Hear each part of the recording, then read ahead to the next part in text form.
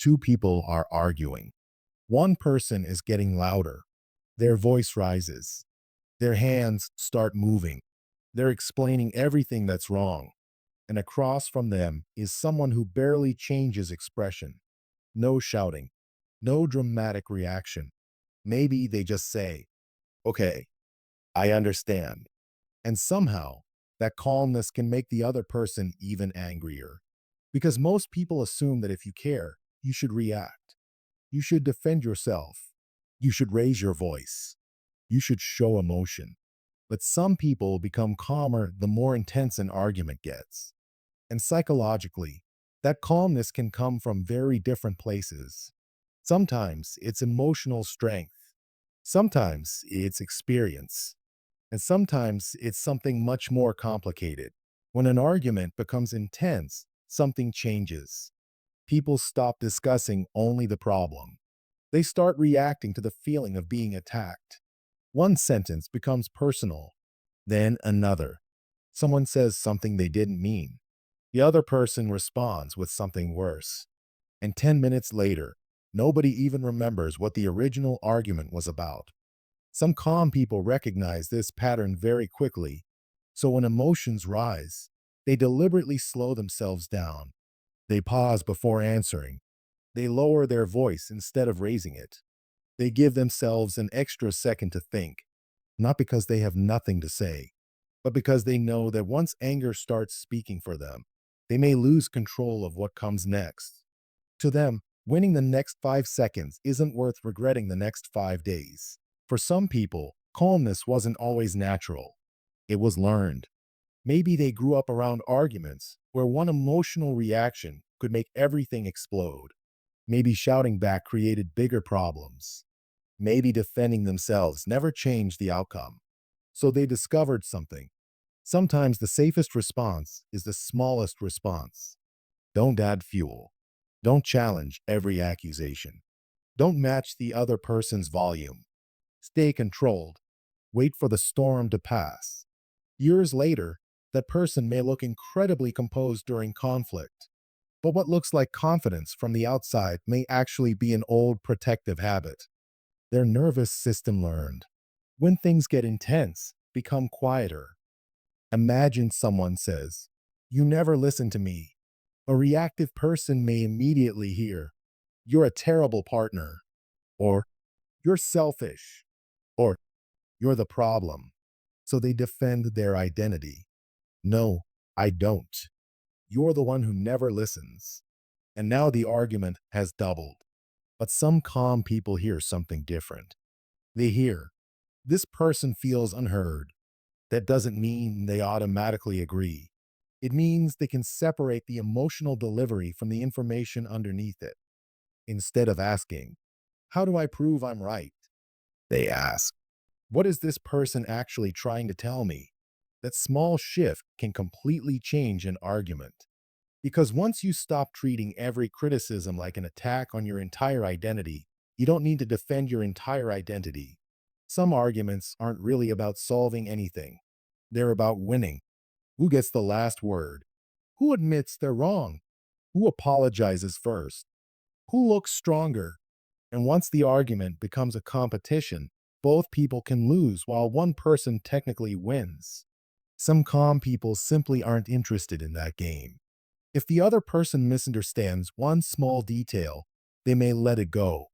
If someone needs the last word, they may allow them to have it. If the conversation is going nowhere, they may stop participating. This can confuse people who believe silence means defeat. But choosing not to continue an unproductive argument isn't necessarily surrender.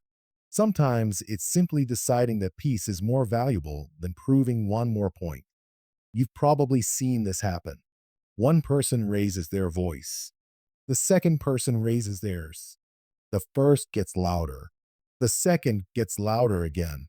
Within seconds, both people are reacting to each other's reactions.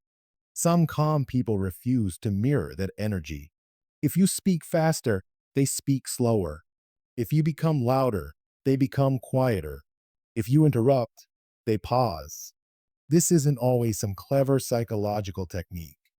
Sometimes they simply know themselves well enough to recognize what happens if they join the emotional momentum.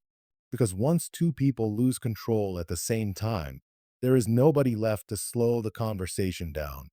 So they become the brake instead of becoming another accelerator. This is where things get more complicated. A quiet person isn't automatically emotionally mature. Sometimes someone stays calm because they have emotionally left the conversation. They aren't processing your words carefully. They've stopped caring about the outcome. Their face looks peaceful because internally they have disconnected. You might be explaining why something hurt you. They're nodding. They're quiet. They're not arguing, but they're also not really engaging. This is an important difference. Healthy calmness still has presence. The person listens, responds, tries to understand, and remains emotionally available. Detached calmness feels different. The person is physically there, but psychologically somewhere else. So silence by itself doesn't tell you whether someone is regulated or simply checked out. Not everyone understands their emotions instantly. During an argument, one person might immediately know, I'm angry because I felt disrespected. Another person may just feel overwhelmed. They need distance, quiet, maybe an hour, maybe an entire evening. Only later do the pieces come together. Oh, that's why that bothered me. This person may seem unusually calm during the argument because their emotional response hasn't fully organized itself yet. Then, hours later, they suddenly have everything they wanted to say. This doesn't necessarily mean they were hiding their feelings. They may simply process emotion more slowly and internally. As people go through more conflict, some start noticing a pattern. Not every disagreement deserves the same amount of energy. Someone misunderstood your tone? Maybe it can be clarified. Someone online insulted you? Maybe nothing needs to happen. Someone is clearly trying to provoke you? Maybe responding gives them exactly what they want. Someone repeatedly refuses to listen? Maybe another argument won't suddenly change them. Experience can make people more selective. Instead of asking, can I respond? They start asking, is responding actually useful? And those are very different questions. Staying calm during an argument doesn't mean someone feels nothing. A calm person can still be angry, hurt, disappointed, frustrated, or deeply affected. They simply may not believe that every emotion needs to become an immediate action. And that's the difference between feeling an emotion and handing control over to it. But calmness isn't automatically superior either. If someone uses calmness to avoid every difficult conversation, dismiss another person's feelings, or emotionally disappear, the quietness isn't solving the problem, it's just hiding it. The healthier question isn't, who stayed calmer? It's, who is still capable of listening, thinking, and communicating when the conversation became difficult. Because the loudest person isn't automatically the one who cares most, and the calmest person isn't automatically the one who cares least. Sometimes the person sitting quietly across from you is doing something you can't see. They're choosing their next sentence carefully. They're deciding which emotion deserves a response. They're trying not to turn one difficult moment into 10 worse ones. And sometimes the strongest response in an argument isn't the perfect comeback. It's having the ability to feel everything without letting everything you feel control what you do next.